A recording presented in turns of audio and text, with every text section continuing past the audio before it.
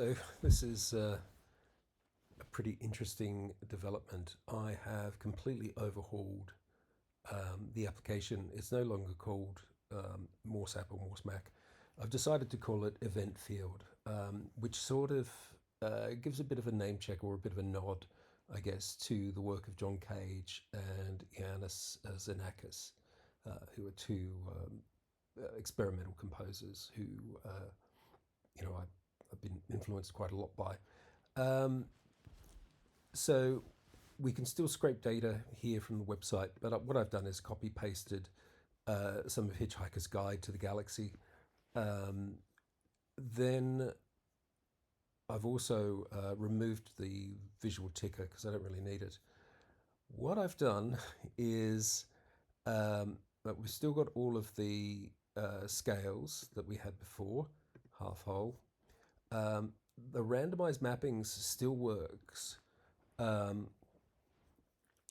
it's no longer simply changing the mapping of the pitch of the note. So what usually happens is when you press randomized mapping, the Morse code is converted into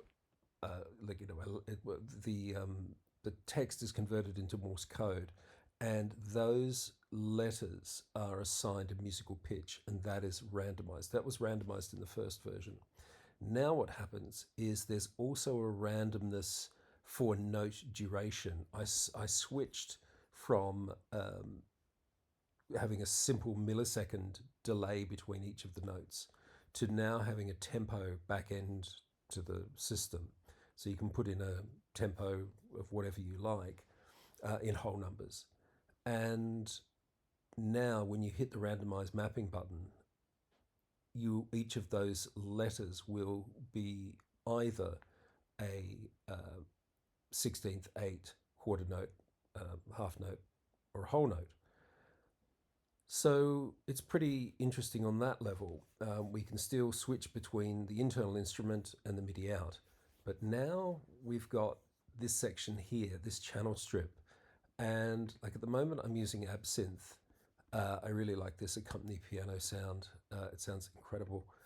But I've also built an audio unit host for effects as well. And so here we've got Valhalla delay set to 840 milliseconds. We could put that into a note if we want, but it's fine. Get that back around here. And here I'm hosting Seventh Heaven Professional. Now this really transforms this application. If you saw the last video, it was pretty minimal and didn't sound that great. Now I think it sounds like an instrument. Like I think it really sounds like an instrument. I'm very, very pleased with this. And we've got a pan control and we've got a fader. And so this is the building block, I guess. These are the building blocks here of what will become a series of instruments. It's relatively simple for me to create multiples of these channel strips. And so I can, in theory, have, so let's say 4 parts, 3 or 4 parts, and then round robin each of these notes. So say you've got three channels.